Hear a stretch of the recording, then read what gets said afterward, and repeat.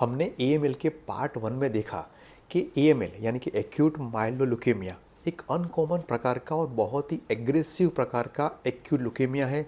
उसके सिम्टम्स मोटे मोटे क्या होते हैं और उसका डबलिंग टाइम इतना फास्ट है कि उसकी ट्रीटमेंट करनी खूब ज़रूरी है। आज के वीडियो में हम देखेंगे कि कोई सस्पेक्ट केस है कि जिसमें एक्यूट ल्यूकेमिया हो सकता है, उसका डायग्नोसिस एएमएल है वो हम कैसे तय करते हैं। तो देखो, जब हमारे पास कोई पेशेंट जो सिम्टम्स के साथ आते हैं कि वीकनेस, ब्लीडिंग, लो हीमोग्लोबिन के साथ आया और सीबीसी में ब्लास्ट सेल, ये बहुत इंपॉर्टेंट पॉइंट है कि ब्लास्ट सेल, जब सीबीसी में ऐसा लिखा हुआ आता है कि ये ब्लास्ट सेल हो सकते हैं तो यूजुअली हम ऐसा मानते हैं कि ये कैंसर के ही सेल्स है। अभी मोटे मोटे शहरों में जो सीबीसी के मशीन्स इतने एडवांस हो गए हैं कि जब आप सीबीसी का रिपोर्ट कराते हो तो मशीन ही आपको बोल देगा कि ये ब्लास्ट सेल्स है। डॉक्टर अगर खुद पर्सनली ना देखे तो भी मशीन बोल देता है कि ये ब्लास्ट सेल्स दिख रहे हैं। अगर ब्लास्ट सेल्स का रिपोर्ट हमारे पास, सीबीसी का रिपोर्ट अगर आएगा और पेशेंट भी हमारे पास सिम्टोम के साथ आएगा तो हम प्रीटी श्योर है कि ये पेशेंट को एक्यूट ल्यूकेमिया है। तब हम उस पेशेंट को बोन मैरो की जांच के लिए बोलते हैं। अब बोन मैरो की जांच कैसे करते हैं? जैसे हम सीबीसी का रिपोर्ट लेते हैं तो यहाँ से खून लेते हैं, ऐसे ही जो पीछे की हड्डी होती है, बैक बोन नहीं लेकिन जो पेल्विक बोन है, जो बेसिकली आप साइड बोलो तो पोस्टीरियर सुपीरियर इला स्पाइन यानी कि जो पेल्विक बोन है, वहाँ पे हम कुछ पहले इंजेक्शन देते हैं, वो भाग को शून्य कर देते हैं, उसके बाद वहाँ से खून लेते हैं और बाद में बायोप्सी लेते हैं। ये जो प्रोसीजर है वो 10 मिनट का काम है और वो लोकल एनेस्थीसिया में हो जाता है। उसके लिए कोई ऑपरेशन थिएटर की ज़रूरत नहीं है, कोई सर्जरी नहीं करनी पड़ती है, कोई स्टिचेस नहीं आएगा और बड़ा कुछ चीरा भी नहीं आएगा। अब बोन मैरो की जांच के बाद क्लियर कट बोन मैरो में ऐसा आ जाता है कि एक्यूट ल्यूकेमिया है। वो कैसे तय करते हैं कि यूजुअली बोन मैरो में मोर देन 20% ब्लास्ट है तो जो पैथोलॉजिस्ट है वो रिपोर्टिंग ऐसा करता है कि ये एक्यूट ल्यूकेमिया है। अब एक्यूट ल्यूकेमिया है तो हमारे पास दो ही ऑप्शन बनते हैं, या तो ये एएमएल है या तो एएलएल है। एएलएल का मतलब ये होता है कि एक्यूट लिम्फोब्लास्टिक ल्यूकेमिया। अब ये दोनों में से कौन सा प्रकार है वो जानने के लिए हम आईपीटी की जांच करते हैं। आईपीटी का मतलब ये होता है कि इम्यूनोफिनोटाइपिंग।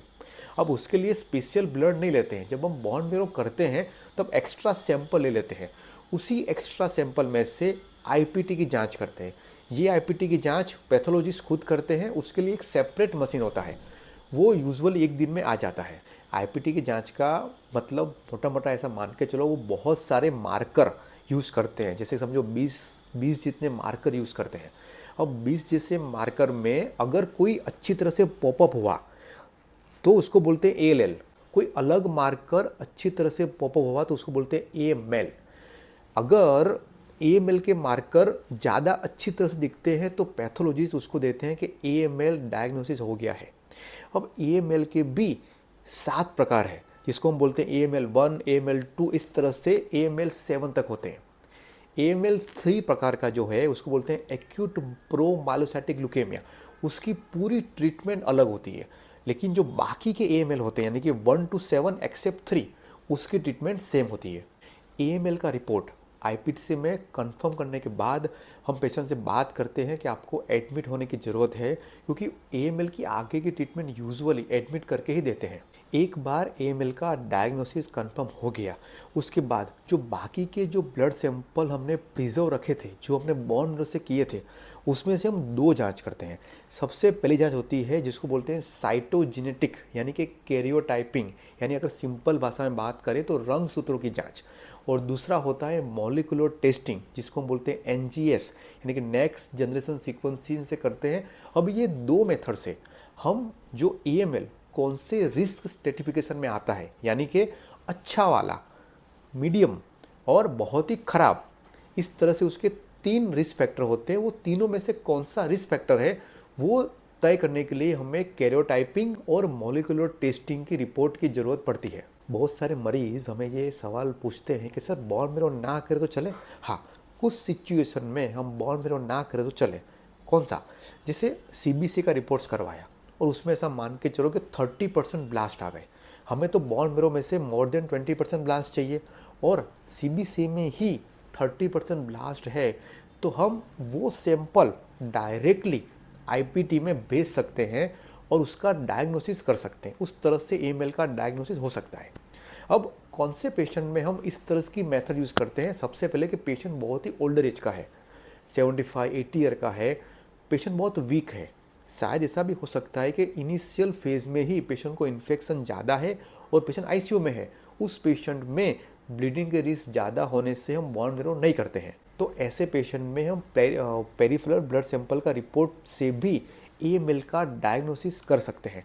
लेकिन फिर भी बोन मैरो करने का बहुत इंपॉर्टेंट रीज़न ये है कि डे 1 से हमें ये मालूम चल जाता है कि किस तरह से ब्लास्ट सेल है।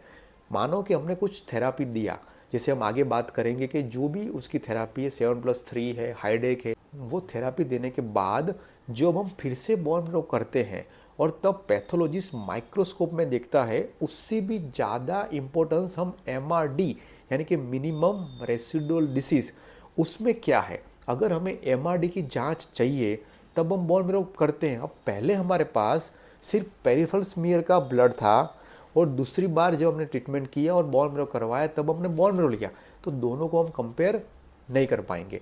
इसीलिए जब क्यूरेटिव इंटेंट होता है, यानी कि यंग पेशेंट या तो एडल्ट पेशेंट, ओल्डर नहीं, यंग पेशेंट, पीडियाट्रिक पेशेंट या एडल्ट पेशेंट, जिसमें हम श्योर है कि हमें ये पेशेंट को क्योर ही करना है, तो हम ज़्यादा इंपॉर्टेंस सबसे पहले बोन मैरो की जांच का करते हैं। क्योंकि हमें पता है कि हमने डायग्नोसिस करने के बाद जो भी ट्रीटमेंट दिया, अब उसमें कुछ रेसिडुअल डिसीज रह गया कि नहीं रह गया, उसके लिए जब हम एमआरडी की जांच करते हैं तब वो कंपैरिजन बहुत इंपॉर्टेंट है। तो अगर इस वीडियो को मैं समराइज करूँ तो एएमएल का डायग्नोसिस करने के लिए हमारे पास पेशेंट के सिम्टम्स होने चाहिए, और जब सीबीसी में एबनॉर्मल काउंट्स होते हैं तब हम पेशेंट को बोन मैरो सजेस्ट करते हैं। बोन मैरो में एक्यूट ल्यूकेमिया आता है, उसके बाद आगे आईपीटी यानी कि इम्यूनोफिनोटाइपिंग से वो कंफर्म होता है कि एएमएल है या तो एएलएल है। एएमएल कंफर्म होने के बाद उसका कौन सा सब टाइप है, 1 2 3 4 5 6 7 जो भी सब टाइप है वो लोग लिख के देते हैं। पेशेंट को हम एडमिट करने के लिए बोलते हैं, और जो बाकी के सैंपल्स होते हैं उसमें से रंगसूत्रों की जांच और मॉलिक्यूलर टेस्टिंग करते हैं, क्योंकि हमें रिस्क स्ट्रेटिफिकेशन तय करना होता है।